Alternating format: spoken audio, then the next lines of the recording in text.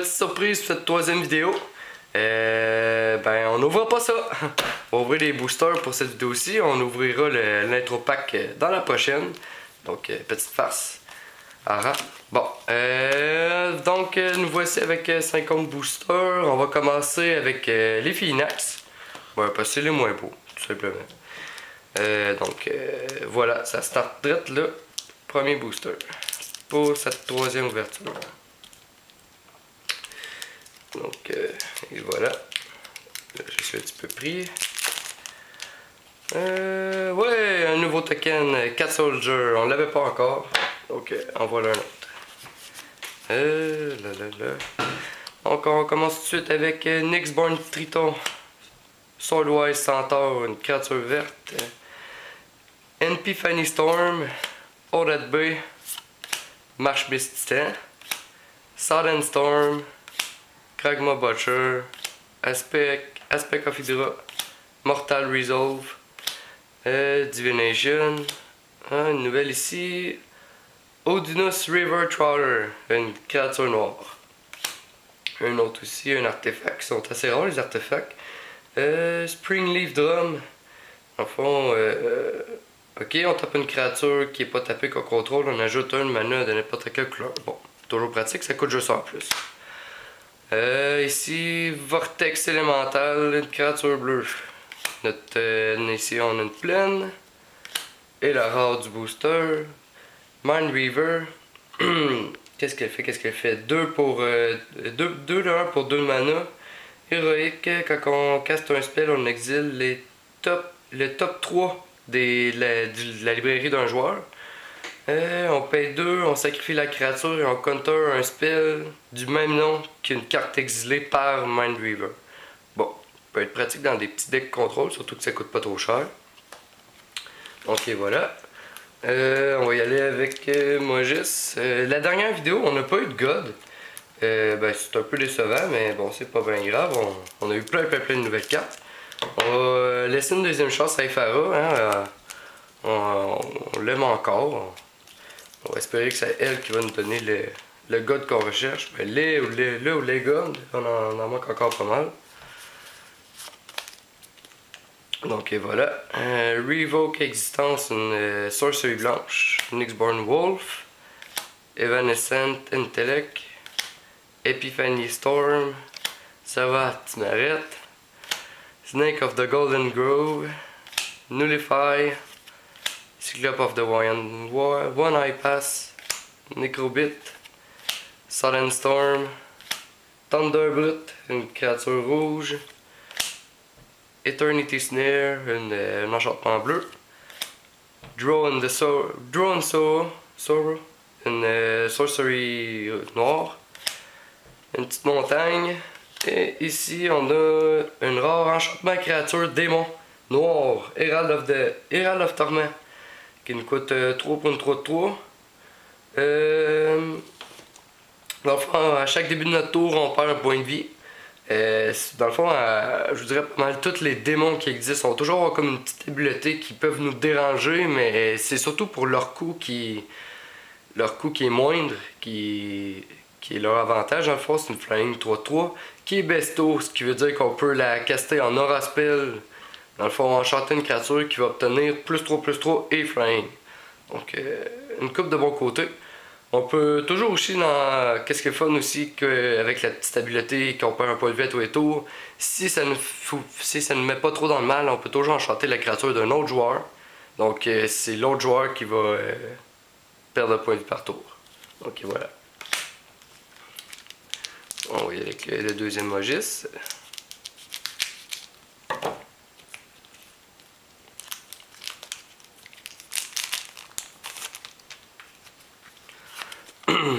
Rien pour celui-là. Donc ici on a le petit Badger, Charging Badger, Faragax Giant, Sphinx Disciple, une créature bleue, Ephara Radiance, Citizen Starbreaker, Fall of the Hammer, Cyclope of the One Eye Pass, toujours la difficulté, Crabzis, Culing Mark, une sorcerie verte, Archetype of Endurance, on l'avait déjà, mais bon, ça reste fort. Un enchantement créature. Reap What Is Sown, un instant verte et blanche. Acolyte Reward. Oh, notre rare du deck, Guild, qui est une sorcery qui nous permet d'exiler une créature, tout simple que ça. Donc je dirais que ça c'est une des cartes qui pourrait vous enlever un gars de la partie. Puis qui dans le fond, en plus on met un colorless artefact token gold qui est au battlefield ce soir notre contrôle. En fond, ce petit token-là, on peut le sacrifier pour avoir un mana de n'importe quelle couleur. Donc, un petit mana supplémentaire. Donc, notre carte nous revient à nous coûter plus 3 que 4 de mana. Plus qu'elle nous en donne un. Notre petit laine, et ça, ce que ça veut dire, c'est qu'on a une foil ici. Oracle Inside, un petit enchantement aura. Donc, bon, on va le remplacer dans notre cartable. Si jamais vous êtes intéressé de l'avoir en foil, vous pouvez toujours me contacter par email. Voilà. Ouais, on va y aller avec Phoenix.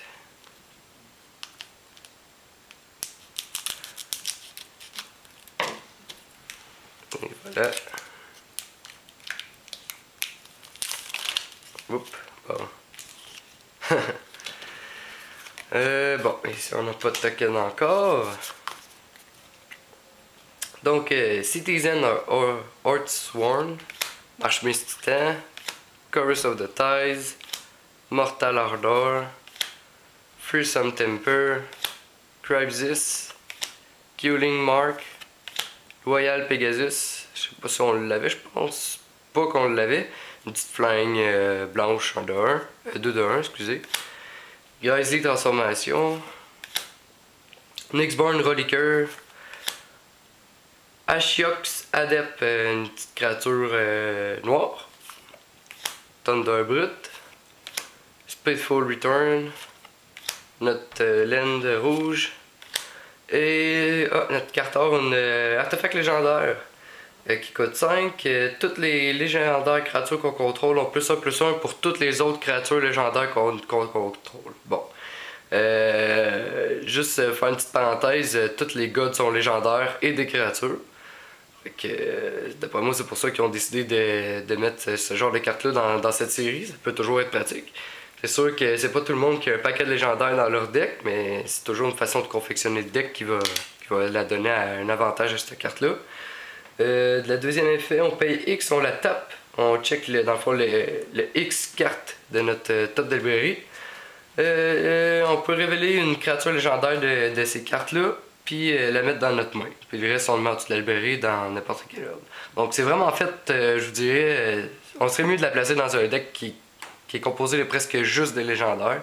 Elle va vraiment être à son intérêt maximum à ce moment-là. Sinon, c'est toujours pratique. Une bonne artefact. Donc, on va y aller avec notre dernier deck. Ephara. Dernier booster, excusez, Ephara. Allez, Ephara, donne-nous un god. On croit à toi.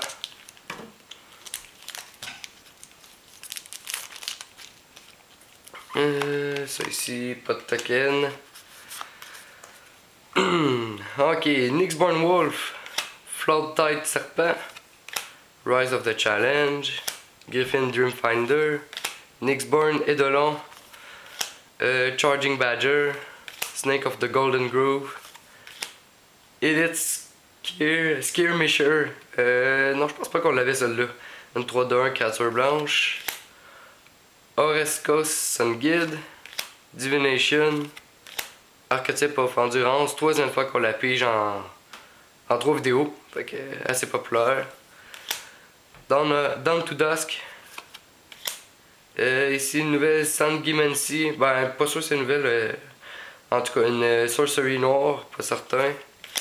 Laine noire. Et ici une autre Fated, intervention, ça c'est la verte.